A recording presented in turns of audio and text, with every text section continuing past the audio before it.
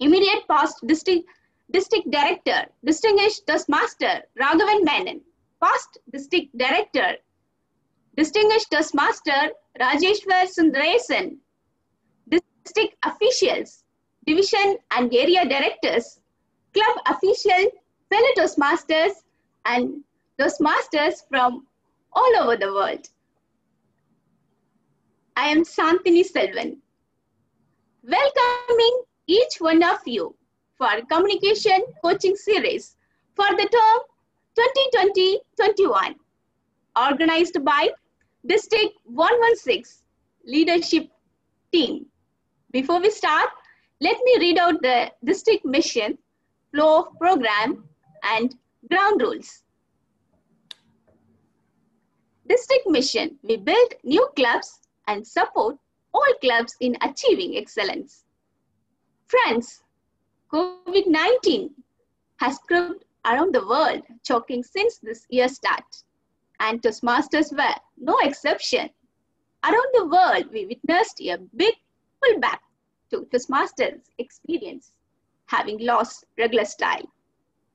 District 116 came up with a strong plan last term by inviting powerful voices, past international presidents and world champions of public speaking, inspiring ourselves in both communication and leadership experience. It resonated in adding stimulus to our vision of becoming world number for second time in consecutive years.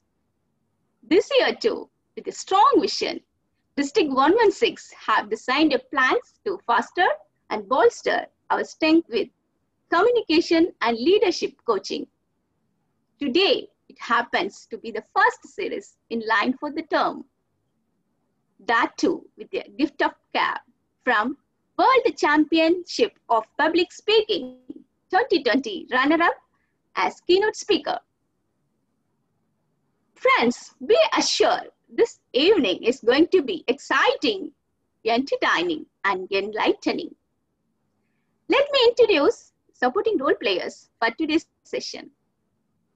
Today, online session hosting team headed by our ever smiling district IT manager, Toastmaster Ram Mohan.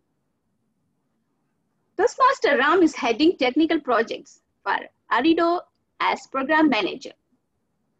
The timing discipline will be monitored by a senior quality assurance officer at Doha Bank, Toastmaster Venkata Dilip Nalli. Speakers are requested to pin timer. As you see in agenda, we will hear secrets from a champion for 40 minutes, followed by question and answer.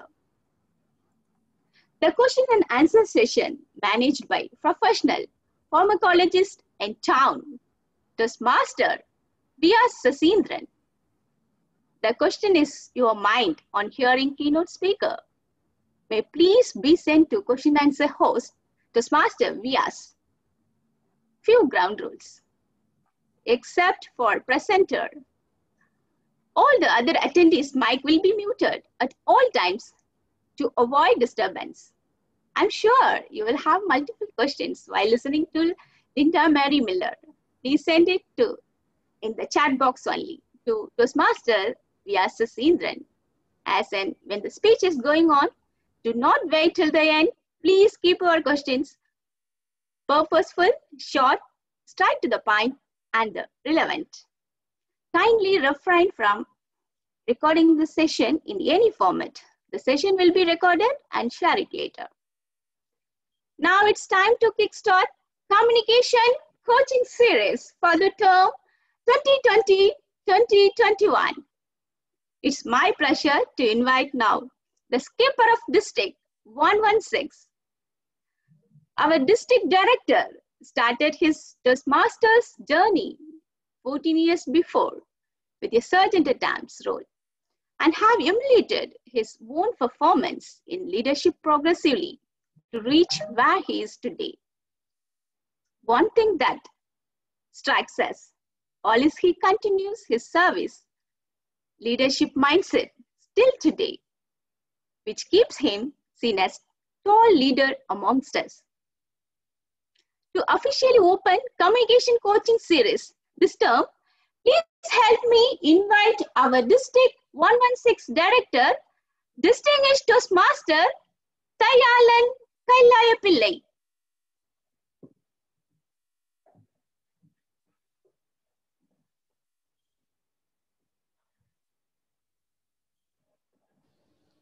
Yes, thank you. Thank you, Shantini, for that introduction. Today, before I start anything, I have to congratulate you for two things. Number one, pronouncing my second name perfectly as it should be. Because no way, I think you are the only Toastmaster who has pronounced my second name, Kailaya Pillai, correctly today. Otherwise, people change my father's name as than what they wanted to be him.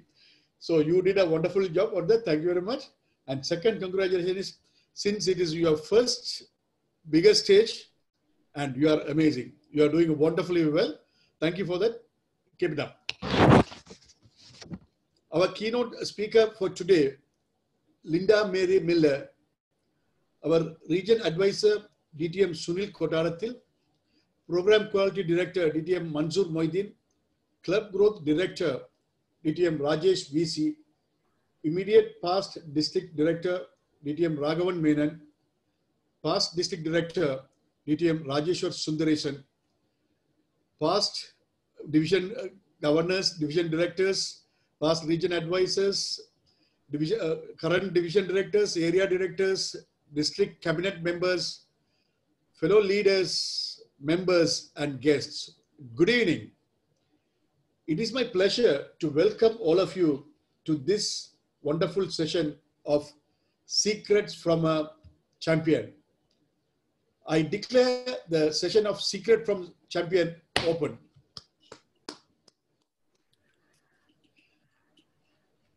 This year in the district, we made a decision. We have to engage, enrich, and empower our members. I said this when we started this year. I don't know whether it is thanks to COVID or not. We are overdoing on engaging, enriching, and empowering people today, nowadays. Every day, multiple activities are there, and so much of knowledge sharing is happening. People are engaging a lot of people, and there's a great things happening in District 116. Maybe this is happening in other part also, but here in District 116, it is going in a very big way. I am thankful for all the leaders and members who are actively involving in engaging everyone in the Toastmasters activities. Because this is one of the key things. Since we lost this in-person meeting, we are losing touch. Our PQD, his hand is always having some problem. He always wanted to shake hand with people. He's not able to do that. But at least now he's able to do virtual shake hand with the people. So this engagement with our members is keeping us always busy, and at least we are not forgetting the faces. So we are seeing others, we are saying hi. So that way, this program again, one more milestone for us.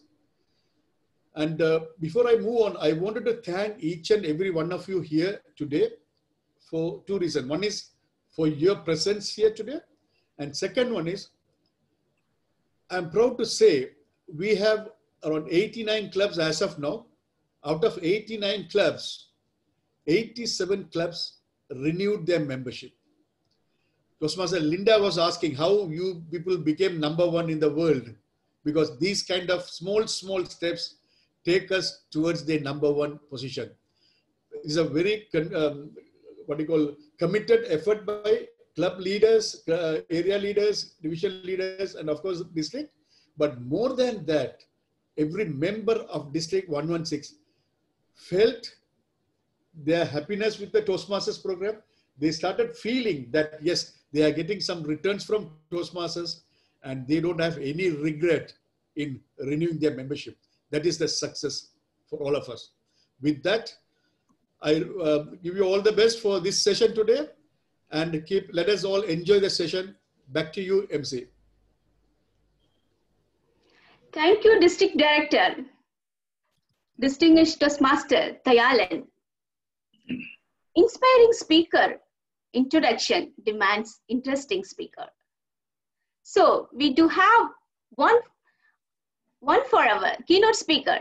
We have a gentleman with a great green fingers who loves cooking and entrepreneur, trainer, quiz master, and a Toastmaster who is marinated for 18 years in the journey to inspire others. Ladies and gentlemen, to introduce our special speaker for this evening, please help me welcome our program quality director, distinguished Toastmaster Mansoor Moidin. Thank you, Master of Ceremony Shantini. To all the dignitaries who have been already mentioned by our district director, Toastmasters, members, and our keynote speaker. There's something very common between keynote speaker and me. Linda Mary Miller, LMM, and me, Mansoor Moidin, MM. That's something that we share each other. Linda Mary Miller is an award-winning inspirational public speaker, a certified experiential trainer, and ICF certified ontological coach. She is a thought leader in the domain of leadership. As the owner of Empowered Living, LLC, she offers trainings and coaching that's focused on people living the life they are meant to live, not the life that they have settled for.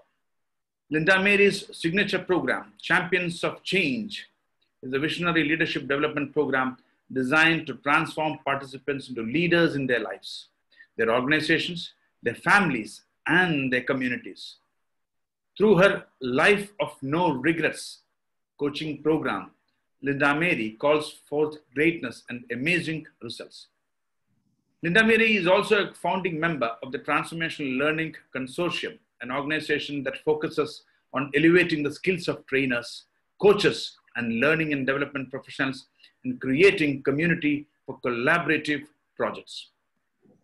One Shared Humanity is Linda Mary's latest endeavor. She is committed to creating a world that works for everyone and where everyone gets that they matter. By celebrating our differences and standing for equity in the world, we can create a world of possibility and hope. Linda Mary is an associate director of FHI 360, a nonprofit committed to the science of changing lives. She has earned a Bachelor's of Science in Accounting and is also a certified public accountancy. She is certified treasury manager. Additionally, she is certified through Trainers Design Global as an experiential trainer and as a certified ontological coach with the International Coaching Federation. Linda Mary Miller, District 116.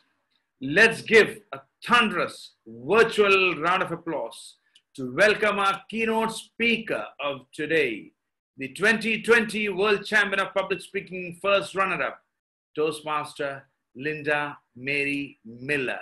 The virtual platform is all yours, ma'am.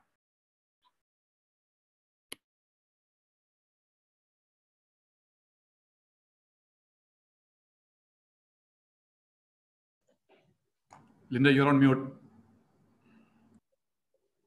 Thank you so much. I'm honored to be here.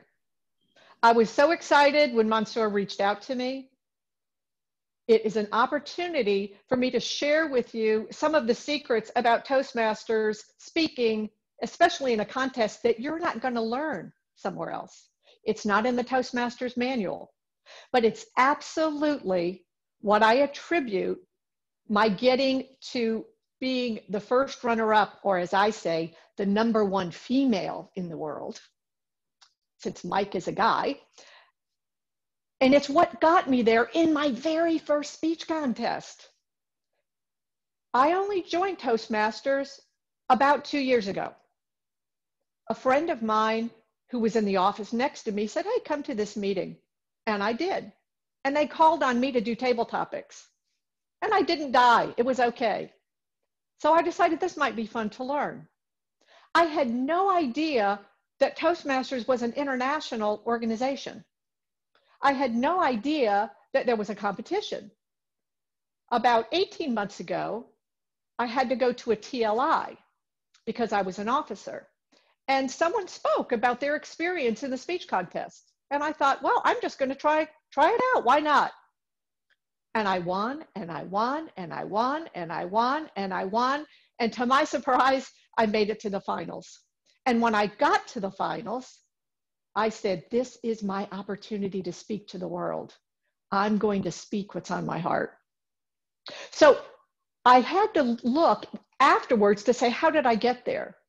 So I decided that there are 7 secrets that you won't learn in Toastmasters, and I'm going to share them with you today. Now, in order to see my slides, if you're not on speaker view, but you need it to be on speaker view, I encourage you to do that. So this is not going to be tips about how to put a speech together, a powerful beginning, a powerful ending. If you're interested in that, I have a program where you can actually learn that using NLP to put together, neuro-linguistic programming, using words that create connection. But that's not what today is about.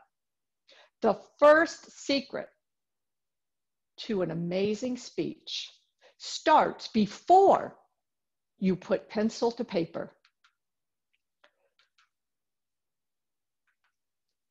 It's surrender to your purpose. Why are you here on this planet? Right here, right now, today, in this space. Everyone has a purpose. If you want to know what your purpose is, the best way to find out is to ask your inner voice. Get yourself in a quiet space. Take 10 deep breaths in and slow breaths out. Close your eyes and ask the question, why am I here? That voice inside of you will tell you. Now, my purpose for being here on this planet is to have people get that they matter. I realized my purpose in my early 40s. And every moment of every day since, every decision I make, every speech that I give, every conversation I have with the cashier at the supermarket, all comes from my purpose for being here. It drives who I am in the world. So before you develop your next speech, ask yourself that question.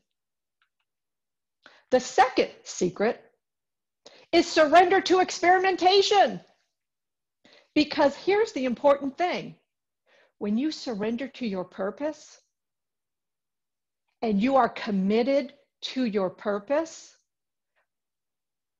it is no longer about you. My purpose is to have people get that they matter.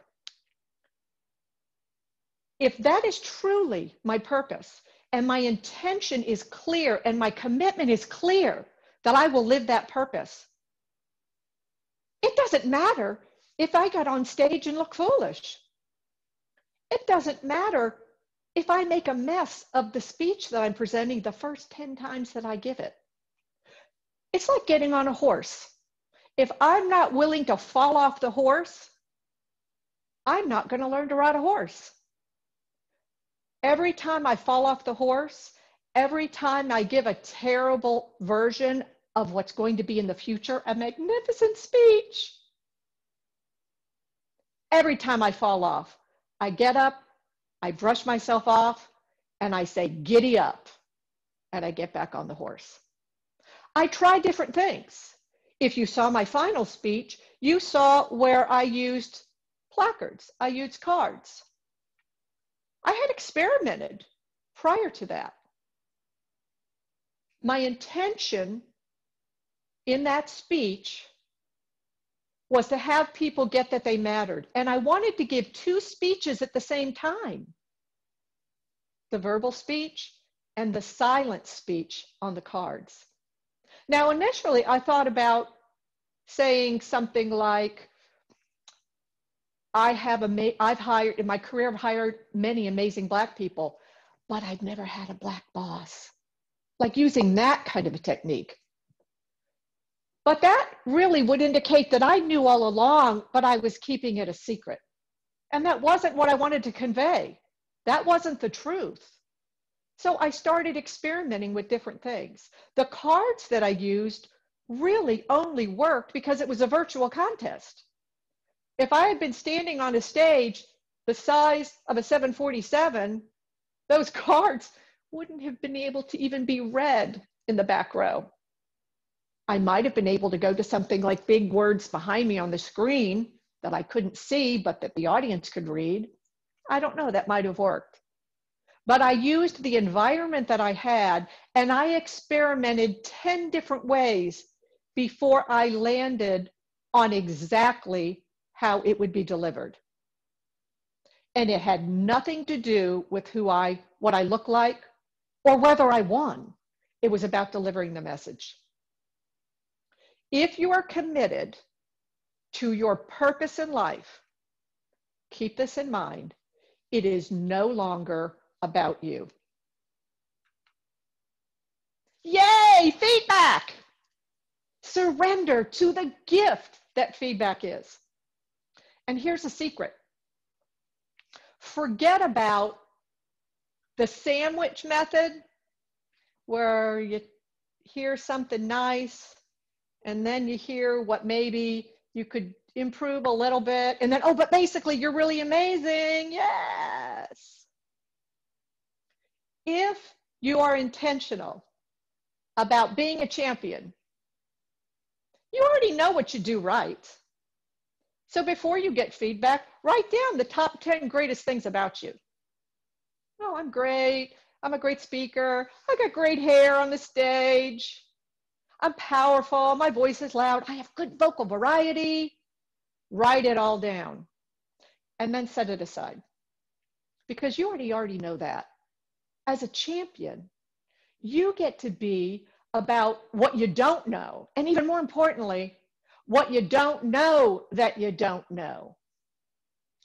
So whenever I'm getting feedback, especially on a competition speech, I start off by saying, these are the top 10 greatest things about me. If these are on your list, don't let me know. I don't want to hear those. All I want to know is this. What's not working? What's not working? Now, sometimes someone might give you feedback that something isn't working for them, and then someone else will jump in and say, well, wait a minute, that's not true for me. That worked for me. To which I say, I'm going after 100% of the people in the room. If it's working for you, fine. But it's not working for even one person in the room. That's one person I'm not going to make a difference for. That's one judge that may not give me the vote. Go for 100% of the people in the room. Listen to every piece of feedback. It may not even land for you. You might say, oh, that person doesn't even like me. I don't care. Listen to it anyway.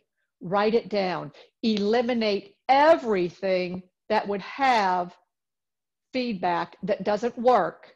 Have everyone tell you there's nothing more that can be done. Also, don't just give speeches to your home club. To be honest with you, I've had 2 meetings since the competition, the international competition, and I can't even get feedback out of my club anymore. Oh, we got nothing. We can't tell you anything bad. If we do, we're going to look ridiculous because you are the #1 female speaker in the world. So I speak at other places. And one thing I'm going to ask you to do is at the end of this, you'll have my contact information. I want you to reach out to me and tell me what's not working for you today. Anything. I want to hear it all. And that's my request of you. Feedback, the greatest gift you'll ever give. See it as a gift because people don't have to give you feedback. They get to give it to you and you get to receive it in the gift that it is. And this is how I respond to every single comment where someone tells me what's not working. My response is always the same. Thank you for caring enough about me to be honest with me. That's what every single piece of feedback I get, no matter how bad it is. Thank you for caring enough about me to be honest with me.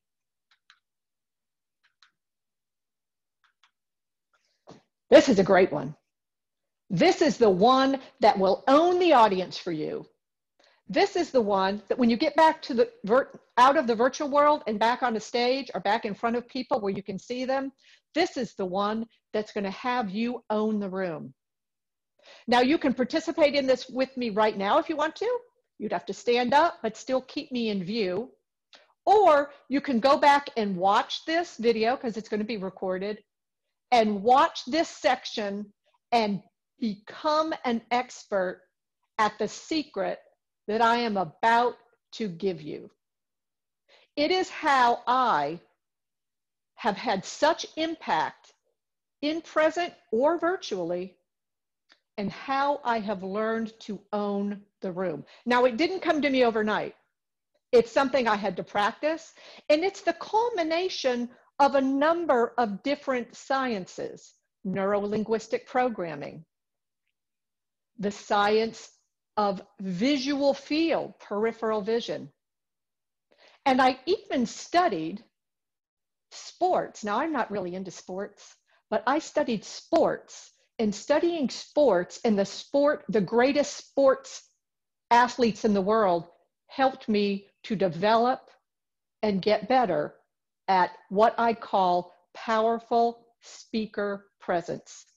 So I'm going to walk through the steps with you right now. And the whole process, keep in mind, takes 30 seconds. So the first thing I do is I come onto the stage. Now, every single time I come onto a stage, every single time I deliver a speech, I am afraid. I'm afraid that I'm going to mess it up. I'm afraid that I'm going to go over time. But I'm mostly afraid that something about my speech, something about the way I'm being, is going to have people not get the message. I'm always afraid. Prior to even walking on the stage, my normal inclination is to, oh my God, oh, I'm so worried. But neurologically, that doesn't work. Fear and depression cannot be housed in your body if you do the following. Before you even get on stage, tighten up every muscle in your body, from your feet to your toes, to your legs, to your arms, to your neck. Put your head back and say, yes, yes, yes. You can't be afraid if you do that. It's neurologically impossible. I say, yes, yes, yes. Then I turn on my camera and I begin. I am not afraid. Now, what I am afraid of at that point is that I'm being judged. Anytime I get on a stage, I scan the audience. I scan the audience. I actually make eye contact with people. I don't speak. I scan the audience. And I scan the audience not to make sure there's nobody out there judging me, because they're judging me. She's a woman. What does she have to say? She's old. She's in her 60s. I'm a millennial. What is she going to tell me? She's too white. What does she know about life? She's privileged. She doesn't have enough education. She's got way too much education. She's a smarty pants. Whatever I could possibly imagine someone is judging me for about, they are. So when you scan the audience, make eye contact and turn it back on them. Let them know, I'm taking a look at you. I'm going to see if you measure up. It will set a confidence in you, and it will eliminate that immediate fear that you're being judged. Now, all that has happened in the first 3 seconds of being on the stage. You're scanning the audience. You've already done your muscle tightening, yes, yes, yes, before you even came out. Now is the time to take a powerful stance. Have you ever seen these Toastmasters that are giving a great speech, but they come on the stage and they walk over here and they're walking over here and then their hands go in their pockets, and it's like they never had these hands before, they don't know what to do with them. Plus they can't stop moving. Or even if they do stay in one place, they're doing this a little bit, they're kind of moving around. There's a way to eliminate that. And it's called the marionette stance. Some people call it the puppet stance. Well, I invented it, so I call it the puppet stance. So you've seen puppets before, right? The marionettes, and they've got strings attached to the arms and to the feet. And there's a string coming out of the head, and there's a puppet master that's managing the puppet. Well, the very first thing you do when you get out on the stage, as you're scanning, is to imagine a cord coming up out of the top of your head. And it's pulling you up. And literally envision it's doing that. When that happens, your spine will straighten. And when your spine straightens, your head comes up and your shoulders fall comfortably down. They're not up here. They fall comfortably down. But more important, if you are hanging, being pulled up by this cord, your arms will fall loosely and comfortably by your side. They won't be up here because you're a marionette. It's pulling you up. What also won't happen is you won't be going like this, because that cord has you stationarily pulled up. Your feet are shoulder width apart, your arms comfortably by your side, your spine perfectly straight, your shoulders back, your head up. That is the initial stance. It only takes a second to get into that stance. I may come out to the stage, but I immediately go into that stance. Now, throughout my speech, I may move over to stage left or to stage right when it's pertinent for me to do that, and it's important. I may work back. I will use NLP to make different movements around the stage. When I do, that string stays attached to me. So I don't go, I'm not back here like this and my arm. That is always attached. It keeps me in a powerful stance. And then I use my hands purposefully. I use them when I need to use them. I don't use them if I don't. I use them sparingly, or I use them to make a point. But if I'm being pulled up by that rope, I don't use them without intending to use them. So that's the puppet stance. I take that in the first 3 seconds of getting on the stage. The next thing I do, take one deep breath in through your nose. At the exact same moment you're doing that, find a spot, if you're in a room, at the back of the wall, on the wall in the back. Find a focal point and fix your eyes on that spot on the wall. If you're in a virtual contest, it's the camera. So I'm going to pretend the camera is the point on the back of the wall. Where you're at, you can just look at the spot at the back of the wall.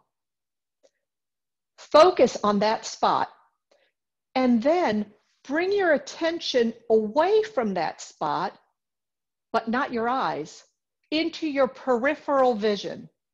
Use your peripheral vision to bring your attention to what's on either side of that spot on the back of the wall. When I do that, I can see all your faces. I'm not looking at your faces, but I have a sense of who's there and who's moving. I can see some looks on some of the faces. I can see what's going on over here. I can see if there's movement over here, even though I'm not looking there. This skill will enable you, when you are presenting on a stage, to be able to be with one person making eye contact, but peripherally scanning and knowing what's going on in the room. Sports legends use this trick. If you think about your favorite basketball player or your favorite football player, let's use basketball. Basketball players, the guy with the ball, he's dribbling down the court, he's doing what he does. He's not looking like this. He's using what I call a panoptic glaze of awareness. He's looking straight ahead, but he knows who's over here and who's over here. So he knows who to throw to. He knows if he needs to back up here because he can sense someone's coming around here to get the ball from him. Use the trick of the panoptic glaze of awareness to make sure you are in tune with what's happening in the room at all times. And the reason you want to do that is this. You come to the stage with an intention. If the intention is to win a contest, your speech isn't the most important thing. If what you're going to do is get up on the stage and just give the speech that you wrote, and halfway through, your panoptic glaze of awareness is showing you people are starting to check their cell phones, see if they've got some messages, watching some funny cat videos on their phone, you know you need to do something quick, and that's called shift and do something different. Change the direction that your speech is going. Have some tools in your toolbox to grab the attention back in. It makes a lot more sense than just continuing on the same road going nowhere. That glaze of panoptic awareness will have you own the audience. That's in seconds 5 through 10. Focusing, expanding your glaze of panoptic awareness. At the same time, inside of you, bring your attention to your power center. And a power center, although it can be different for women, your power center is typically right here. It's where you hold your greatest power. It's where you hold your greatest intuition. It's where you hold your greatest ability to make a difference in the world. Bring your attention here. If you are a man, your power center is in this area. The power of your heart, the power of sharing your vulnerability is your super center, super power center. So whether you're a woman or a man, in seconds 5 through 10, bring your attention to your power center and turn on an internal beam of light. Bright light, a quasar. Think of one of these great beams of light that you see going across the sky when somebody is advertising something that travels through miles of the sky. Imagine that kind of bright light and envision that in your power center. Then breathe out. You breathed in at the beginning. After 3 seconds, you took a deep breath in. Breathe out through your mouth slowly. And as you breathe out, still in your marionette stance, still with your focal point and your panoptic glaze of awareness, envision that beam of light being turned out onto your audience. Now, the first times I tried this, I actually cried because it felt so powerful. In a speech competition, the timer doesn't start until you open your mouth to speak or you make some kind of a gesture. You have all the time in the world you want prior to the timer starting the time clock. You have time to scan. You have time to get your focal point. You have time to expand your panoptic glaze of awareness. You have time to take a breath in, find your power center, turn on the light, and turn it out at the audience. And if you practice that and you get good at that, you will own the room, you will win contests, and you will be able to change the behaviors and the futures of human beings and open the hearts and minds of anyone that sits in front of you. It takes practice, and I encourage you to give it a shot and let me know after you've practiced it. Let me know how it goes for you the next time you give a speech, either virtually or in person. Even though I'm looking at the camera, I'm scanning the faces here. So if you're judging me, good, I've judged you right back. So you can use it in a virtual environment or on a stage. The next very important secret is speak like it matters. This picture that you're looking at here, I don't know if you've seen it before. There was a man in London who didn't want to live anymore. He had no reason to live on this planet.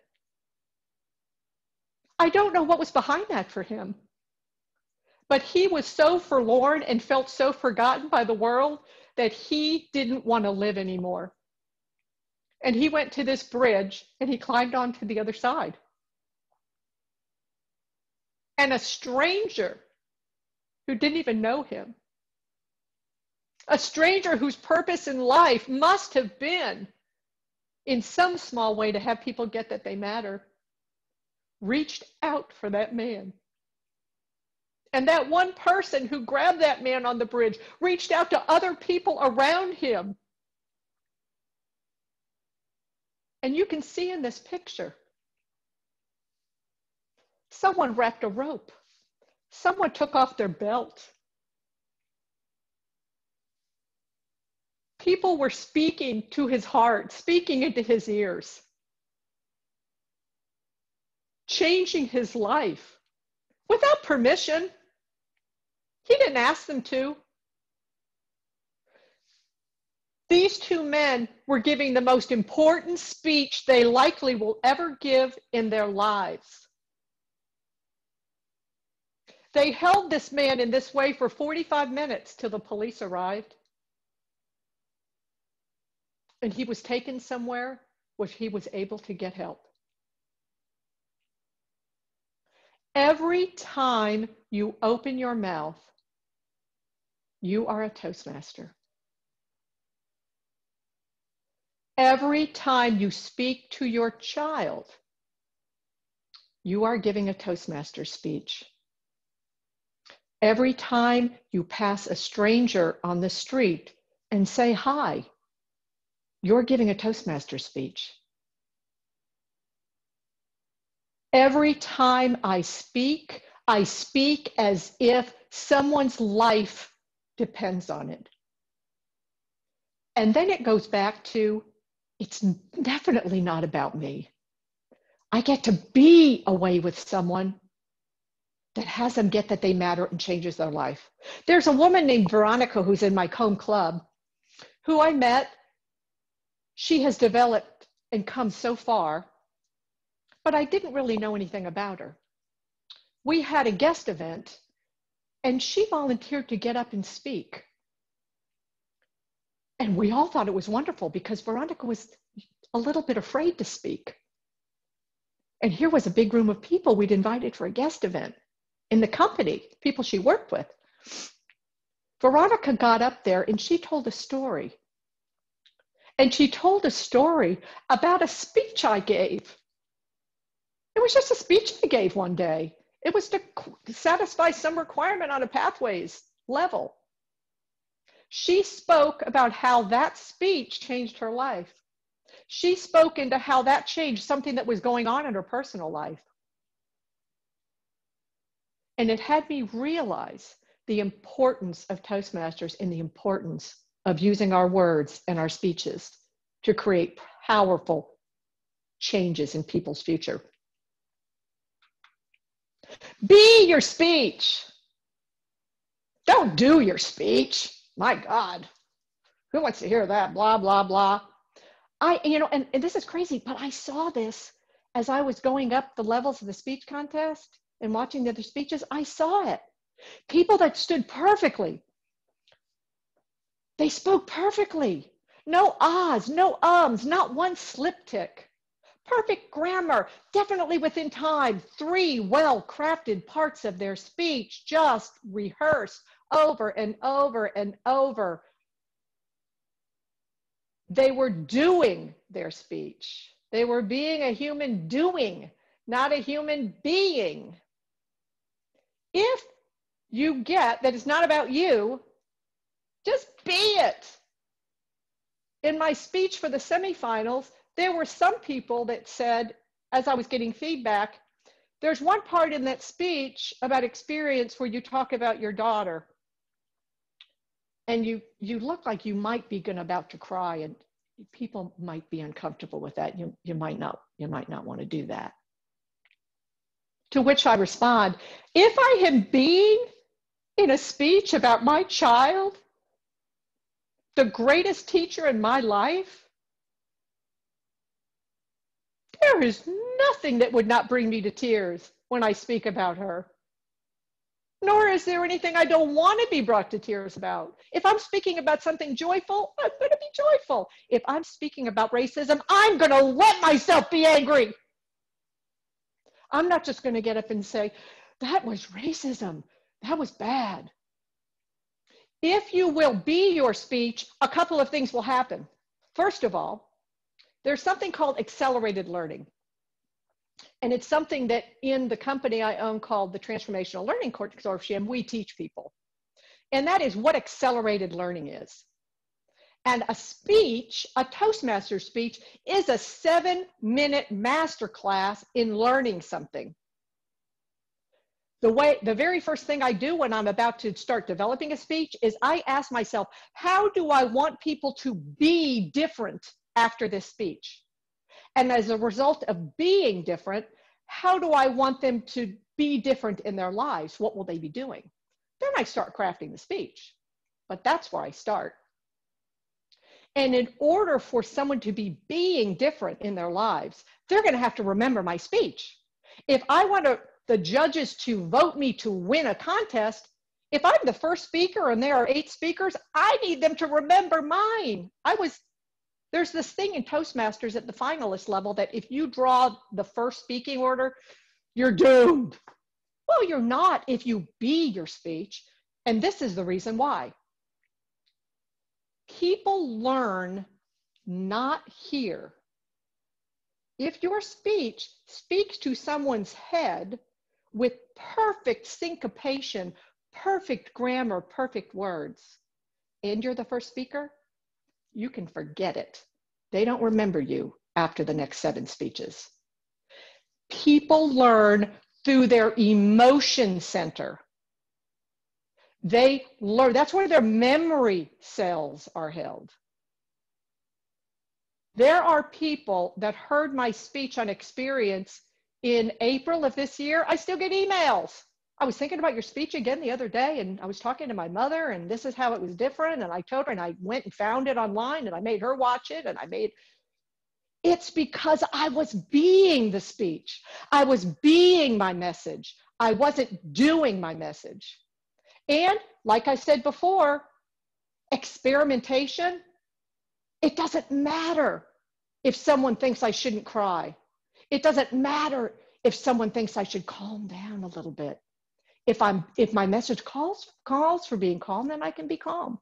But be your message, don't do your message. Last secret, invest in yourself. You are worth it. I am not speaking here today to make a difference for you. That might sound crazy. I'm speaking today for not the difference you'll make in the world, but for the difference people will make in the world, because you will be different after I speak you today, and you'll make a difference in somebody else's life. I think it's going to be my speech title. This is my speech title for next year's competition. Who wants to be a millionaire? And this is going to be my speech. Promise you won't steal it. I want to change the definition of millionaire. Let's have being a millionaire means that you have directly or indirectly affected the lives of 1 million people. What if that's what we thought was success? What if we chased after that in life instead of chased after all the money? I guarantee you, you'd have a much better shot at living a life of no regrets and a much better chance of having people remember you and your speeches long after you're gone. Now, how do you invest yourself? Find someone who resonates with you. Zig Ziglar was a great public speaker and he had a huge following. People said, I want to be like that. That's my guy. And they followed him and they learned from him and they watched him. I would imagine if he was still alive and he had a Facebook page, he'd have more followers than anybody on the planet. More than Donald Trump even, I think. Find someone, learn from them, and invest in yourself and practice and get feedback. Now, if you hang around me too long, I'm going to brainwash you to believing you can do anything, including winning the championship. Forget about being the first runner-up. Go for being a champion. Go for being first place. There is nothing that is lacking in you that prevents you from winning the World Championship of Public Speaking. There is nothing that prevents you from changing the hearts and minds and living into your purpose. Absolutely nothing. Nobody is born a phenomenal public speaker. They learned the skills along the way. Let yourself learn the skills by partnering with somebody. Someone in your own Toastmaster group, a mentor. The mentor program is great. If you have a speech that you think has a shot, just send it to me. I'll give you some feedback on it. Now, you know it won't be the sandwich method. So if you're looking for that, don't send it to me. But I'd be more than happy to give you the feedback that I would have on whether you're being your speech or doing your speech. If I resonate with you anyway, here are some choices of things that I have coming up. You can, I'm not going to talk about them, but you can reach me at miller.lindamarie@gmail.com. You can send me a speech there if you want to. I'm on Facebook under Linda Marie Miller. Don't forget the hyphen between Linda and Marie. There are some Linda Maries that don't have the hyphen. And if you mention in any time in the future that you're with the #1 district in the world, District 116, if you're interested in any of the programs that I have, you'll get a 15% discount. Now, one of them that you may be interested in is Secrets to Writing a Powerful Speech. The way I write a speech isn't by writing down the thoughts that I have. I have studied neuro-linguistic programming for the last 20 years. And there are ways to speak into the hearing of the listening of your audience. And there are people, everybody out there is different. It's spread a little bit evenly across the board. There are auditory learners, there are visual learners, there are gustatory learners, there are kinesthetic learners. All different kinds of learning. And your words in your speech get to speak into every one of those learning types. For example, you can say and hit the learning center of a kinesthetic person who's about feeling. Do you feel what I'm saying here? Just by using that word feel, a kinesthetic learner in the room goes, I hear you. The taste of victory was on my lips. Gustatory learners in the group, it sparks them and they pay attention. Do you see what I mean? Visual learners in the audience are brought to attention. You get to break your speech up very scientifically. Now, the key is then pulling it all together and being it and being the message.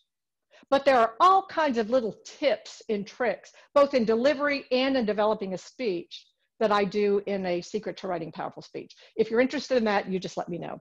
But I have to give a plug here before I close to One Shared Humanity. One Shared Humanity was developed after 57,000 people saw my speech, and I think half of them reached out to me. My computer crashed 3 times. My LinkedIn couldn't take all the messages. The world blew up. How can I help? Where can I go? Where can I be a part of this movement? So we created One Shared Humanity. Please, right when this meeting is over, go onto One Shared Humanity Facebook page and join the movement. We have courageous conversations where we ask courageous questions of each other. We have guest speakers. We're coming up, we have panel discussions. You will learn how to create One Shared Humanity by joining this movement. And the whole purpose of this movement, I'll leave you with, is a poem, a 4-line poem by Edwin Markham called Outwitted. He drew a circle to keep me out, a heretic, rebel, a thing to flout. But love and I had the wit to win. We drew a circle and took him in. Thank you, fellow Toastmasters.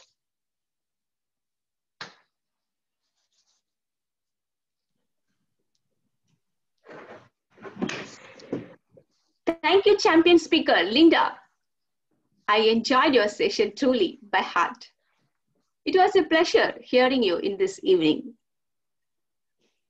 Friends, it's time to start question and answer session. We have an interesting person to host question and answer session. He is pursuing PhD in interdisciplinary project of the first Masters in Public Administration, second Masters in Politics and International Relations, and a bachelor degree in Pharmacy. To support question and answer session, please help me welcome currently Chair, Scientific Planning Committee, Olivia Medical Center, Toastmaster P.R. Sasindran.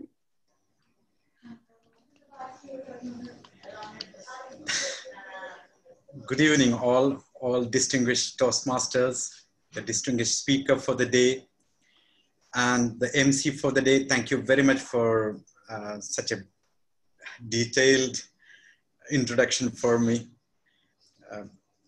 I have few interesting questions asked by many of our attendees today. Madam Linda, are you ready to go ahead with the questions thrown out by our members who are here with us today?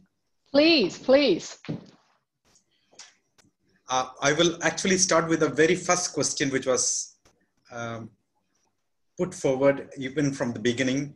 I must say that the first question came within the 10th minute.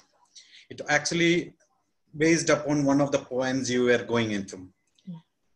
How to eliminate feedbacks which are relevant but irks you. How to eliminate feedbacks which are relevant but it irks you. This is from Toastmaster Ram. So by irks, you mean it upsets you? Yep. Okay, upsets you, okay. Yeah, so I've had feedback like that before. And feedback as easy as, you look terrible in yellow. You should never wear yellow. You look dead, you look pale. I thought, do you know how much I spent on this yellow coat? It's what my thought was.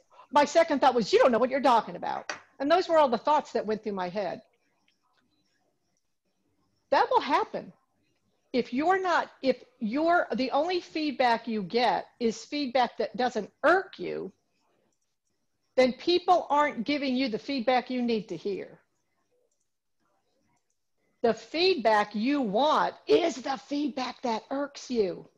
In fact, whoever's question that was, I would say in the next time you're getting feedback, if it's not irking you, say, come on, somebody irk me. I really want you to lay into me because you already know what doesn't irk you. And the reason it irks you is because it hits something. Well, it's making you wrong. But if you get that feedback is never to make you wrong, it can't make you wrong. Maybe this person doesn't know what that they're talking about. My grandfather told me something once. He said, if one person in the room tells you you're a horse's behind, maybe they're having a bad day. If more than that tell you, you should buy a saddle. Now that's something my grandfather used to tell me. So even feedback that irks you should be listened to. In fact, you should pay attention to that feedback more than any other feedback. Because remember, your purpose in life has nothing to do with you. You have to get over yourself so that you can make the biggest difference in the world and be a champion.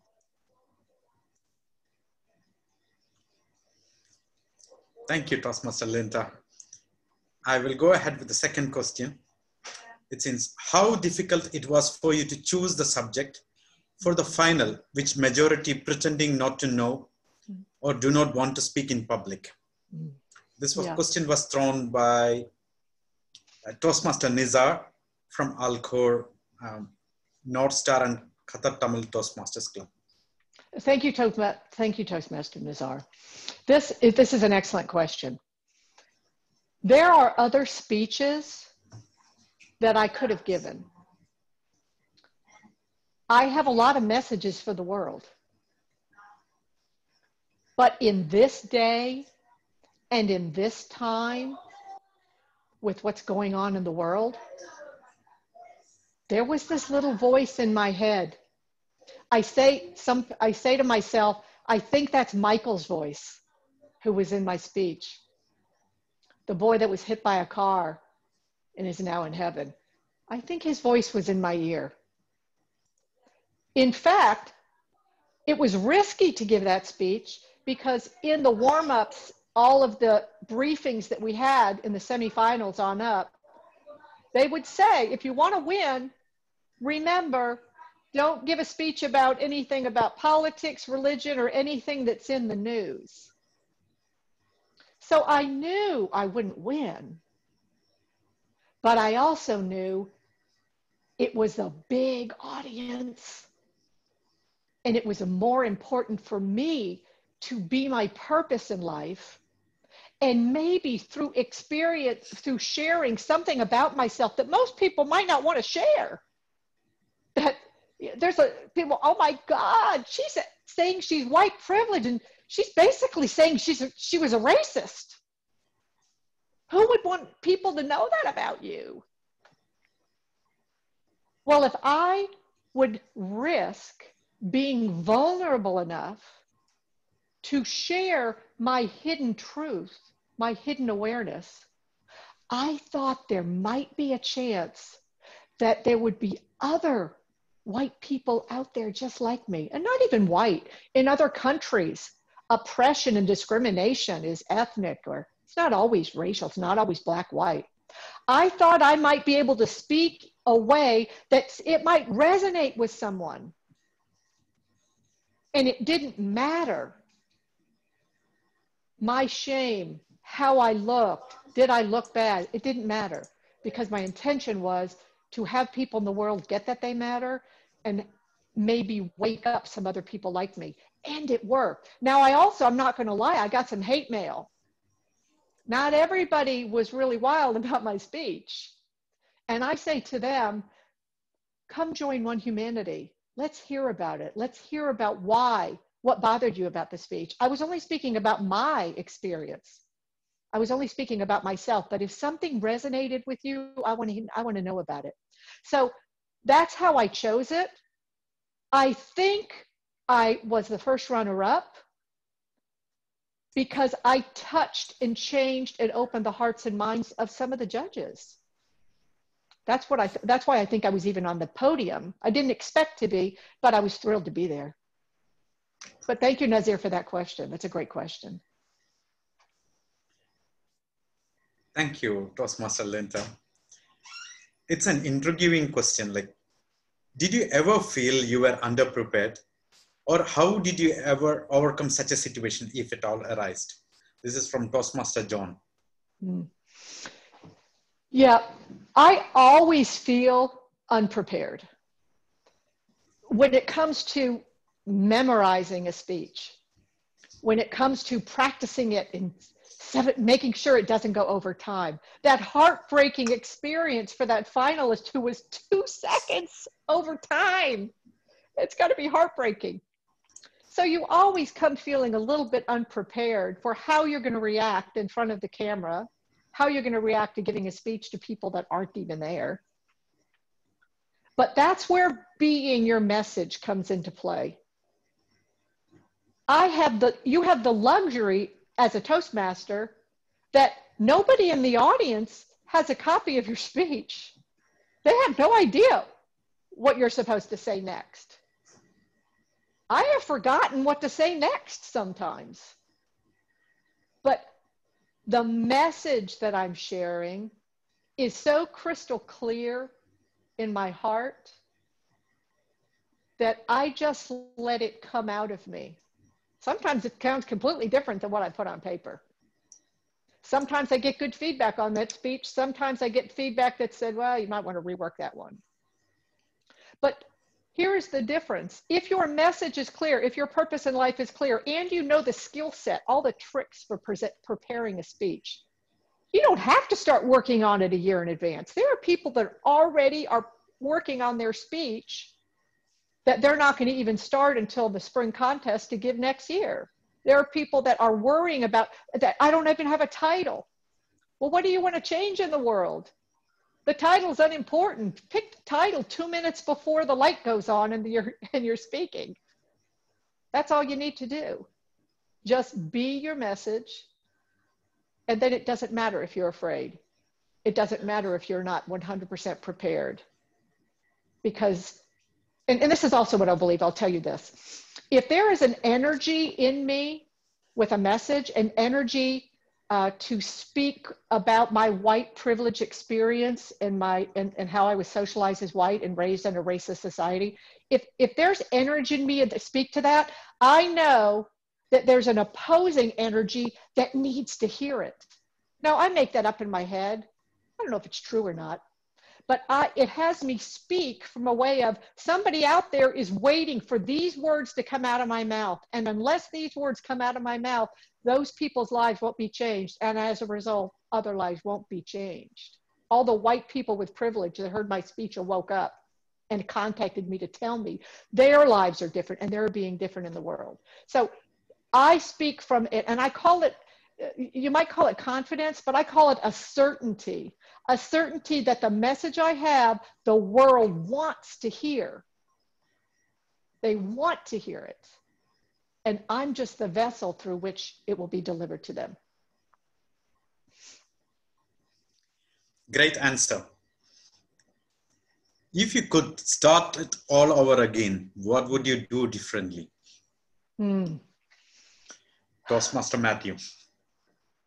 Toastmaster Matthew, that's a great question. I have regrets about this contest. I regret not being away with some of the other contestants so that we were able to create team. I will do it differently next time. That something happened right at the quarterfinal level, right after the quarterfinal winners. All of a sudden, and I didn't realize it, people had been trying to go for this for 10, 15, sometimes 20 years. These people want it really bad. And as a result, they lose a bit of that Toastmaster team, like we're here to support each other. We're here to be comrades and colleagues. It becomes extremely competitive. And I went into it kind of like an Irish setter, you know, the dog, the Irish setter just comes in the room just so excited to be there. And it was met with a little bit of, you know, who are you? Where did you come from? Why are you here? And I was so taken aback by it because I thought it would just be like my Toastmasters Club. And I realized later it's because people have been trying and trying and they want it so bad that I would have done it different. I would have maybe reached out more to try to create connection in a way that might have made a difference for them. I mean, there were some of the speeches that I heard at the semifinals that I knew could be winning speeches, but I knew there was something. Maybe they would get my feedback and ignore it because I'd never been in the speech contest before. Who was I? But someone might have listened. Maybe we could have formed a group to get together. Right now, there's a group, a Toastmasters, not a Toastmasters, a Facebook group called The Finalists.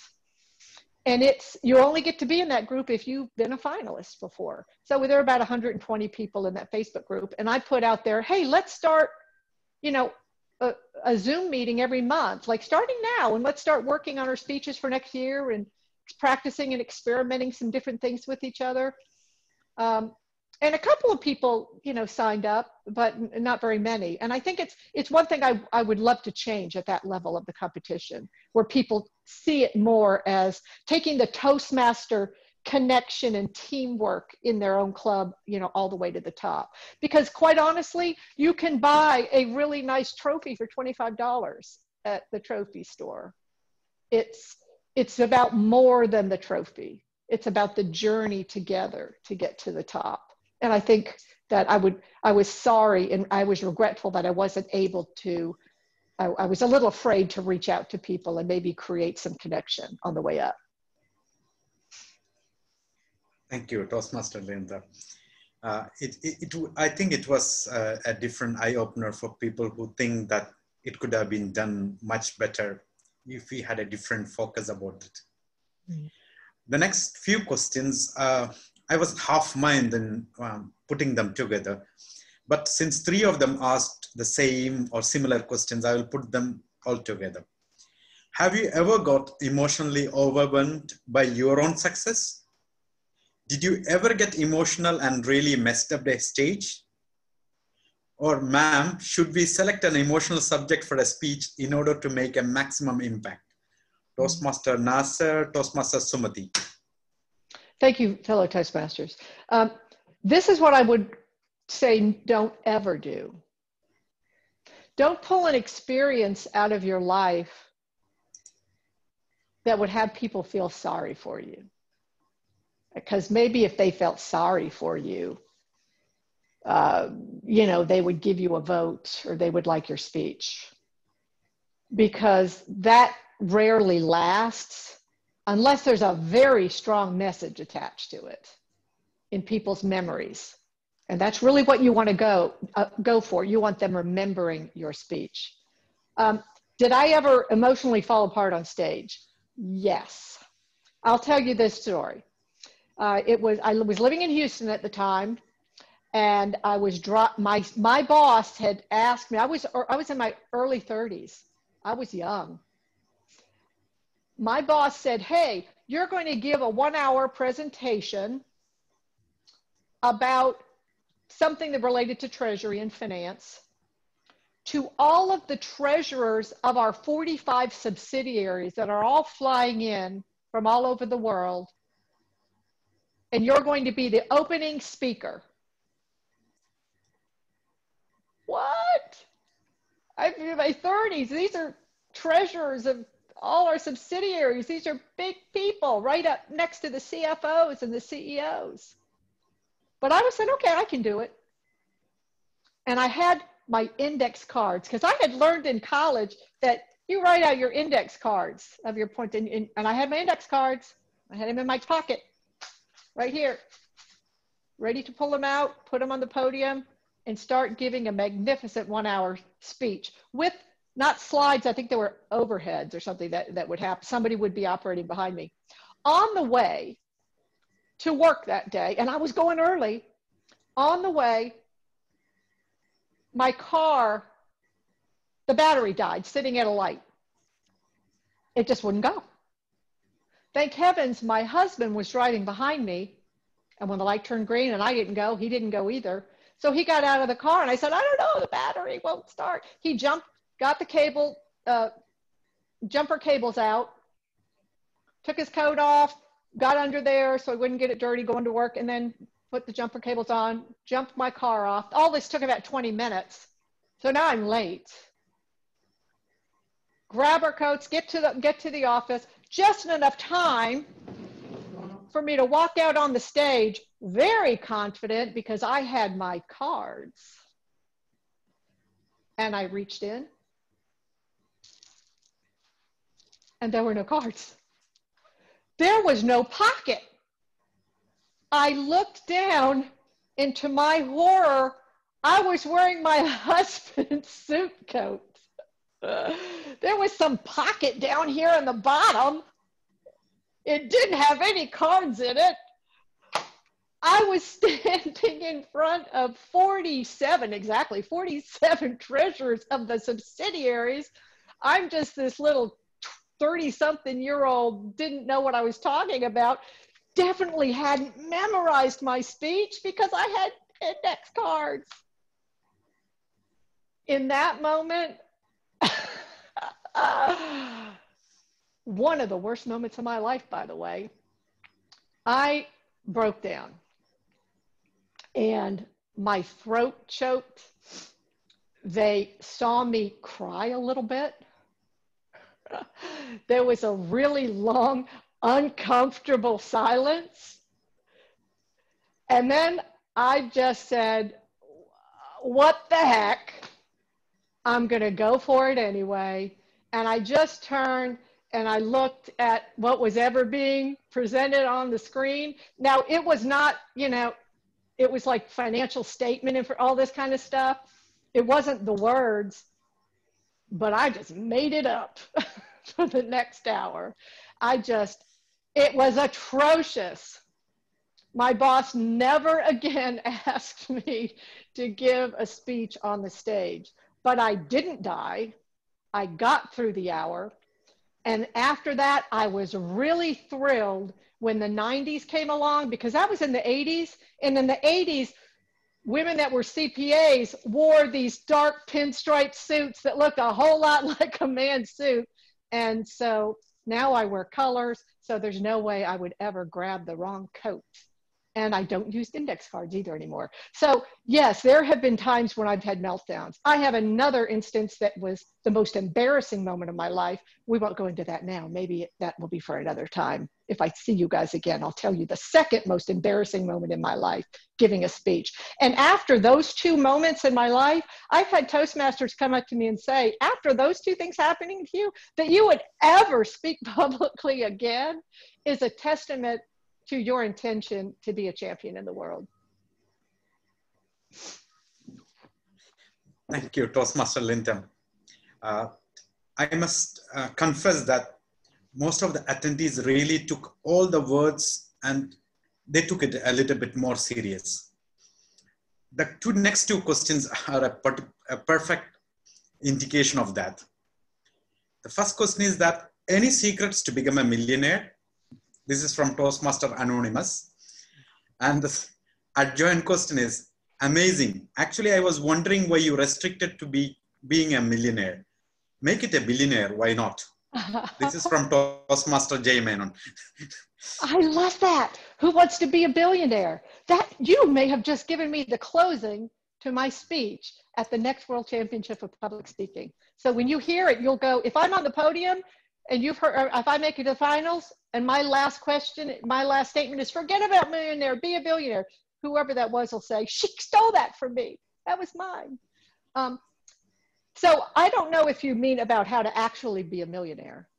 Being a financial millionaire is really not that hard. But I'll tell you something. $1 million doesn't go far if the world doesn't want you to have it. And I'll give you an example. I happen to have the luck of being born into a family where my grandparents were wealthy. My great-grandparents were wealthy. I spent my summers in one of the only 7 registered castles in the United States, up in Indiana. It had a bowling alley in the bottom. It was a castle. I spent my summers there.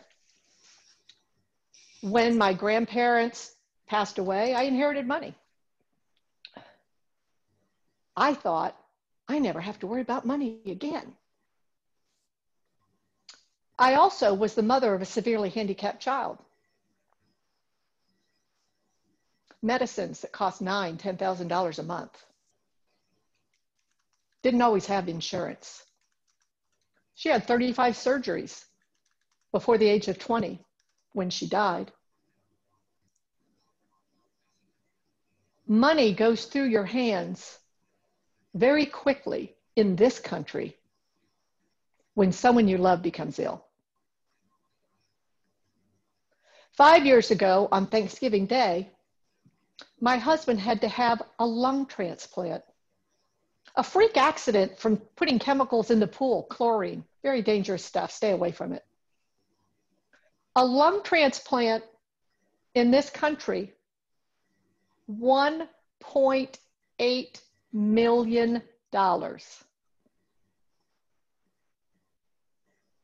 Money means nothing. Your family, your friends, and making a difference in the world are the only riches worth counting. I no longer have money.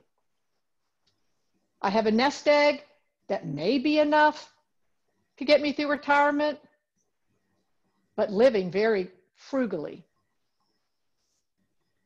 But I have enough memories and experiences in my life. And with the help of Toastmasters and the grace of God, I hope to be a millionaire by changing and affecting the lives of at least 1 million people, 1 billion people. But thank you for that question. Thank you, Toastmaster Linda. I think the time for the Q&A session is almost over, but I would request you to can you please take one more question? Yes, absolutely.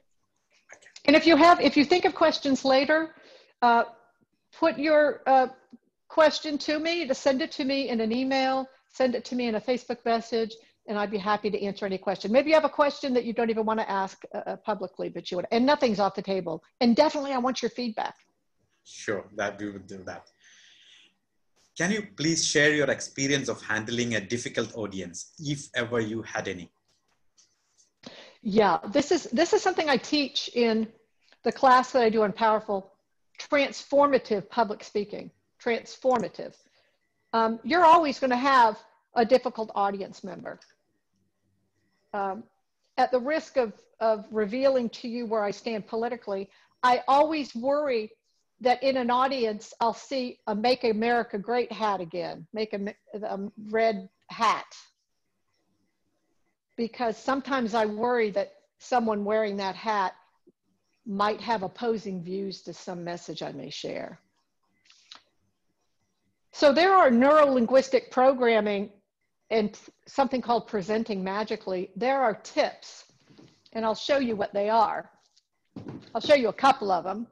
There are tips in how the body stance that you take, if you are addressing, and what you never do is avoid the problem person. Because the problem person, when they're avoided, they just elevate. So when there's a problem person in the room, and there usually will be, I go to the edge of the stage where they are, and I cross my arms, and I give them a loving glaze with my arms crossed. I may also do this. When I turn to the audience, I will do this. This movement right here says, what I'm about to tell you is the most important thing you're going to hear today. That stand has people, that just putting your arms like that has people, if they are auditory learners, they get out their pen and they start writing it down. And you'll be able to pick who the auditory learners are when you do that. You address the person, and then I say, what this person, I know their name by that point, what they're telling you is the most powerful thing you're going to hear today. And then I work it into why what they were saying may not work for them or for the audience or for the world or for whatever, but it's always a yes and. It's not an ignoring. Also, when I'm going to address somebody that's we call them hecklers here, I will go up to the end of the stage right where they're at. But when I'm going to speak about what they've just said, not making them wrong, having it be a yes and, I move to the other side of the stage, which brings the attention away from them over here, and it shuts that down. Now, if they keep on, I will engage them into being my helper. Joseph, I see that this is the third time. I see that you are absolutely paying attention. Will you do me a favor? Will you please write down every comment that people make? We need to collect this for the end because we're going to have a question and answer session. Will you do that for me? And put them in a different mode of not being against you, but of being, bring them up on, can you come up here? Look, can you help me out with this? Because I know you're paying attention. You're paying attention because you just caught this and this and this, right? And it puts them on your team instead of being your adversary. Now, it's harder for me to do if they're wearing a Make America Great hat again, but I am about making a difference for every member of the audience and changing the hearts and minds of everybody in the audience, especially people with red hats. Thank you so much. Great questions. Now I know why you're the #1 district. I'm going to bring my whole club here next time you have a meeting, so they can learn so much from just your questions. You guys are amazing. Thank you so much for having me. I hope you'll have me back sometime. And look me up and follow One Shared Humanity. Join the movement. Thank you very much. Thank you, Toastmaster Linda. It was a great question and answer session. And I must be honored and privileged to be a part of this. Back to the MC of the day. Thank you, Madam Linda. And thank you, question and answer host, Toastmaster Vyas, for conducting Q&A session professionally. It's time for me to sign off, but wait, we will have a great opportunity to click a photo with our keynote speaker after the next session. I enjoyed my role today as AMC and had the pleasure to introduce many luminaries, including World Championship of Public Speaking 2020 runner-up Toastmaster Linda. On the note, I invite our club growth director, rather the permanent darling of district director, to conduct felicitation and provide vote of thanks. Thank you, Master of Ceremonies Shantini, Toastmaster Linda Mary Miller. I'm really afraid. Let me do an exercise, what you taught me. Yes, yes, yes. Before going on to vote of thanks, thank you so much for that, Toastmaster Linda. Before going to vote of thanks, there are certain dignitaries here, privileged people whom we need to hear. Let us first hear from our regional advisor, distinguished Toastmaster Sunil Kotarastil, who's a master of being pleasant, calm, and composed. When I spoke to him, how do you maintain this pleasantness and calmness? He told me, Rajesh, I have a switch in my brain here. I just switch it off, then switch it on. Let us hear from him what he wants to say about our communication series. Thank you, Rajesh. And thank you, our keynote speaker, Linda, and our wonderful leaders of District 116. Thank you so much for this opportunity. Now, I believe the magic happens in the club. And above that level, from that level onwards, as leaders, as Toastmasters, leaders at any level, we have a commitment to our members to provide a positive learning experience, members' engagement. And that's what I can witness District 116 leaders are doing. An amazing journey, an amazing service to our members, engaging them, providing those opportunities, providing those wonderful, positive learning experience. Keep going, and this is sure will take District 116 at #1 position, not only just in the dashboard, but in the heart of our members, our beloved members. Members are on the top, and we do that service, continue doing that. Thank you so much, District 116 leaders again, and thank you, Linda, again, for this wonderful opportunity. Keep going strong. We are all together as one family. Thank you. Thank you, Regional Advisor, Distinguished Toastmaster Sunil Kotarathal. With this, let us move on to our next person, who is dignified and glorified. Is none other than our own immediate past world #1 District Director, Distinguished Toastmaster Raghavan Menon.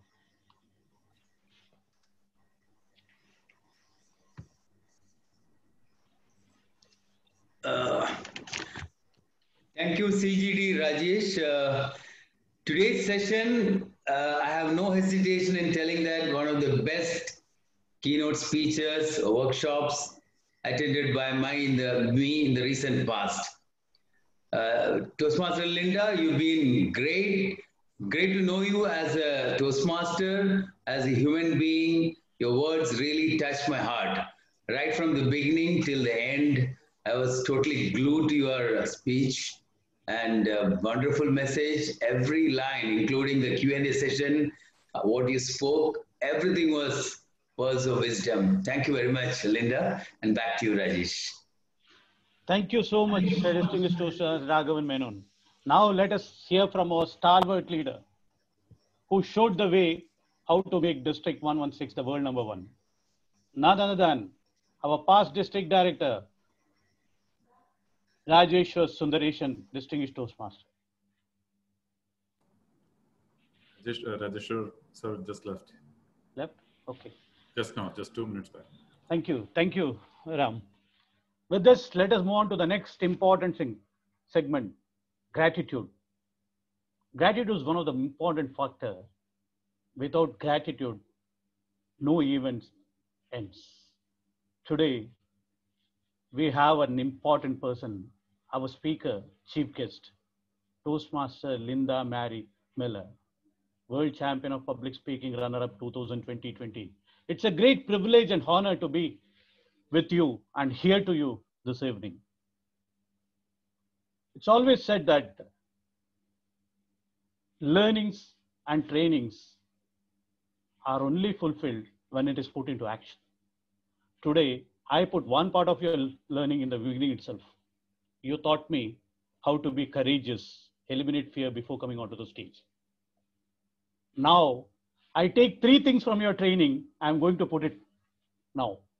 First thing is, do experiments. Second thing is, no matter what people think. Third thing is, speak like it matters. I had written a beautiful vote of thanks, which was well scripted, but now I'm taking all your learnings and keeping all this vote of thanks away. I'll do experiment, no matter what people think. I'll speak what it matters. Thank you so much, Linda, for that beautiful session. Amazing session, which we never expected it could be so amazing. Thank you for doing that, such an honor. And we, District 116, is indebted for your time and effort in delivering the speech. Did I do justice in the one thing? Number 2, this workshop could be a blessing in disguise for all of us sitting here. There are many budding champions who are coming this year to can be a world champion of public speaking.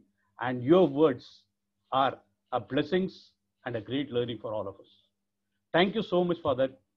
We express our sincere gratitude to you. Next, coming on to the next speakers, Master of Ceremonies, Toastmaster Shantini, you did an amazing job. First time you have been to a big stage and you expressed and did the justice to your role. Timer, you great job. You ensured that each and every segment is timed well Amazing way of doing a job. District IT Manager Ram Mohan, fantastic. No hiccups. IT was at the top. Question and session Vyas. What an amazing way of conducting a question and session. You club questions which was likely and could be answered. Excellent way of doing a role. But this event cannot be closed without thanking many of you sitting here. Let me thank our division directors. Division A Director Subair Pandavat, Division B Director Rihanna Pinto, Division C Director Vimal, Division D Director Abdullah Amdal, Division F Director Anil Nair, Division E Director Sabina, Division G Director Mobera.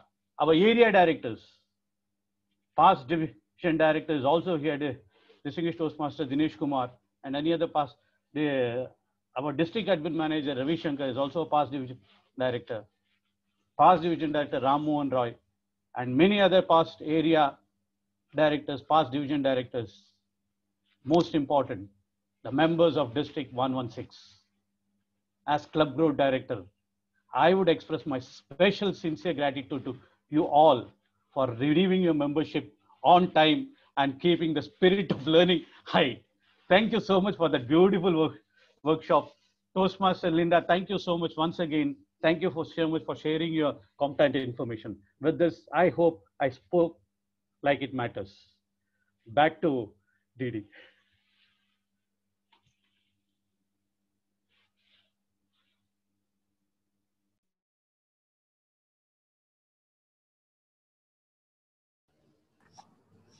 Yeah, thank you, Rajesh.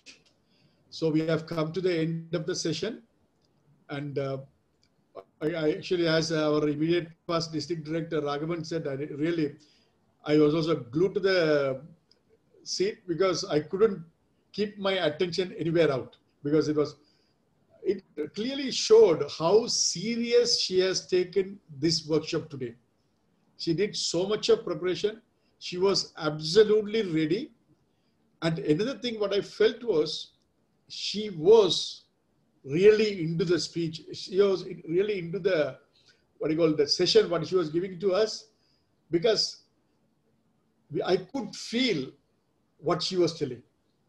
Even when she was talking about that London incident, that bridge incident, she was almost break down. No, that was the feeling she was getting it. But 2-3 places I felt her emotions. It is very rare to get it when we are having it to the online session. Linda, madam, I really enjoyed. It is a real wonderful session what we had. And I'm really feeling sorry for those people who didn't attend today. It is a loss for them. Thank you very much. With this, I adjourn this education session today, and we'll all pose for a photograph. All of you can now switch on your videos. I adjourn this session.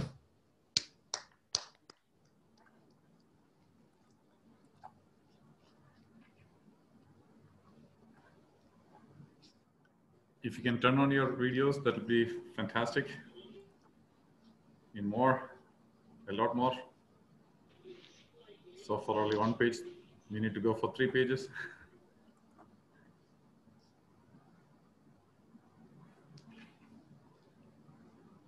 All right, smile. Division D C Director Vimal, I heard Toastmaster wears mini hat. I never heard Toastmaster wears mini dress. You wear it in some other dress in the start of the event. Now you are in some other dress. Thank you very much, all. I got the pictures. Thank you, Ram. Linda, would you mind sharing your email address on the chat, if it's possible? She already put it. Yeah, I put it in there, Yes. miller.lindamarie@gmail. Now, also my Facebook is Linda Marie, but it's hyphenated, Linda Marie Miller. And One Shared Humanity is also Facebook. I'll put what One Shared Humanity and Linda Marie Miller. Come join my Facebook speaker page, because that's where you'll see when I have workshops, day-long workshops in various kinds of things. You don't want to miss that. But that's going to be at Linda Marie Miller. And you can't you won't miss, there are a number of Linda Marie Millers, but it has my picture. So This is my face. Pick this one. And then come join our movement at One Shared Humanity. And the One Shared Humanity Facebook page, there are 3 questions. You have to answer the first one. And it says, basically, are you joining this to be a part of the movement? It's a private group because we don't want the people that are sending the hate mail to join the group. So if you have to answer that first question, yes. We also ask if you want to give us your email for events that we have. We have some free events, different, outside of the Facebook page, but you don't have to answer that. And then we also ask what you do in the world. Who are you in the world? So the questions 2 and 3, you don't have to answer to be accepted into the group, but the first one you have to answer yes, because that basically says you're not here to start trouble. You're here to be a part of the movement. So, but thank you so much. Blessings to everyone, blessings to your family, and have a wonderful rest of the evening.